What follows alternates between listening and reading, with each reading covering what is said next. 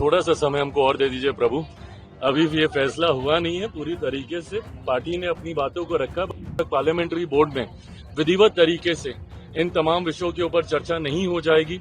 पहली बात तो हम चुनाव लड़ेंगे कि नहीं लड़ेंगे, इसी को एक फाइनल। सामान्य सीट से हम चुनाव लड़ें, ये भी प्रस्ताव पार्टी की तरफ से आया है, जिसको मैं स्वागत करता हूं। बट ये तमाम फैसले मुझे लगता है अंतोगत्वा पार्लियामेंट्री बोर्ड की बैठक के बाद ही होंगे। ये लोग ना सिर्फ बहाने ढूंढते हैं कि कैसे अपनी हार के ऊपर लीपापोती की जा सके।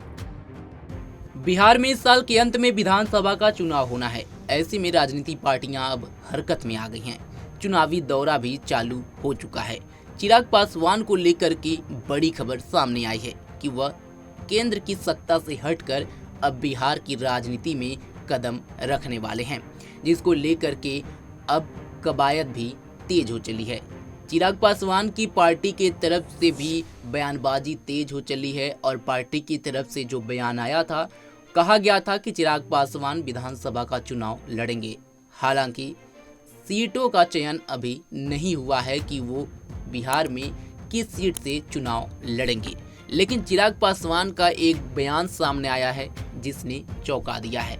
चिराग पासवान ने साफ किया है कि वो अभी बिहार की राजनीति में एंट्री करेंगे या केंद्र की सत्ता पर काबिज रहेंगे। फिलहाल ये आने वाला समय बताएगा, लेकिन सीटों को लेकर के जब उनसे सवाल किया गया तो वो बात को टालते हुए दिखे। सुनिए बिहार के चुनाव पर और चुनाव लड़ने पर चिराग पासवान ने क्या कुछ कहा। इसको एक विधिवत शुरुआत मान ले, शंखनाद मान ले।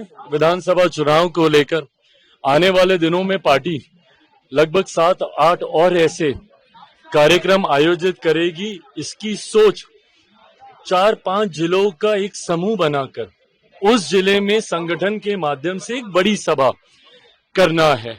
इस बार हम लोगों ने शाहबाद के इलाके में पहला ये कार्यक्रम जिससे हम लोगों ने शुरुआत की है, जिसमें आरा, बक्सर, औरंगाबाद, आपका कैमूर, इन तमाम जिलों को मिलाकर हम लोग ये कार्यक्रम कर रहे हैं।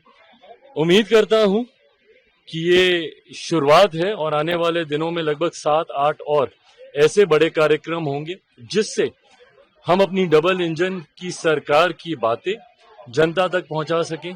बिहार फर्स्ट, बिहारी फर्स्ट की सोच को हम लोग जनता तक पहुंचा सकें, ताकि 2025 बिहार विधानसभा चुनाव परिणाम में जो जीत एनडीए गठबंधन को मिलने जा रही है, उस जीत के मार्जिन को हम लोग और बड़ा कर सकें। चिराग एक सेकेंड, आपने ये भी कहा जो क्या कहते हैं समान सीटों से आपके पार्टी तरफ से कहा गया आप लड़ेंगे, तो वो क्षेत्र कौन सा होगा? मिथिला होगा, मगध होगा, भोजपुर होगा?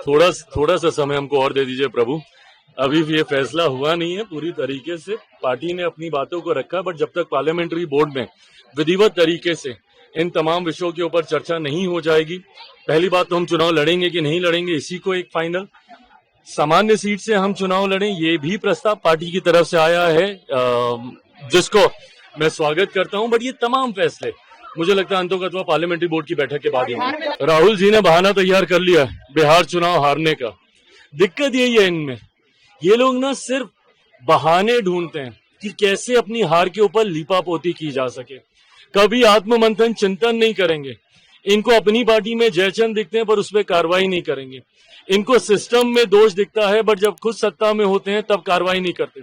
हर कॉन्स्टिट्यूशनल पोस्ट के ऊपर ये सवाल उठाएंगे, पर ये भूल जाते हैं कि सीबीआई को पहली बार तोता जब कहा गया था तो उस वक्त यूपीए की ही सरकार थी, इन्हीं के नेतृत्व वाली सरकार थी। आज इनको हर सिस्टम इनको गलत दिखता है। पहले बहाना क्या होता था? EVM EVM EVM. अब हो गया डन एंड डस्टेड। अब नया बहाना क्या ढूंढना है, जो महाराष्ट्र से इन्होंने शुरू किया कि भाई नए वोटर जोड़ लेते हैं, ये कर लेते हैं, वो कर लेते हैं। कब तक आप बहाने ढूंढिएगा? जरूरी है आत्ममंथन करने की। जनता क्यों आपको नकार रही है? क्यों आपके गठबंधन हार रहे हैं? दिल्ली में आपके गठबंधन की सरकार चली गई और इनको पता है कि महाराष्ट्र के बाद अब बिहार में भी उतनी ही बड़ी हार की ओर इनका तथाकथित, अब पता नहीं महागठबंधन है, इंडिया अलायंस है, जो भी है, ये लोग अग्रसर हो रहे हैं। बिहार के बाद ये लोग बंगाल भी हारेंगे, असम भी हारेंगे। उसके लिए बहाना, और लिखित रूप में काफी विस्तृत बहाना आज के एक अखबार में राहुल जी के द्वारा दिया गया।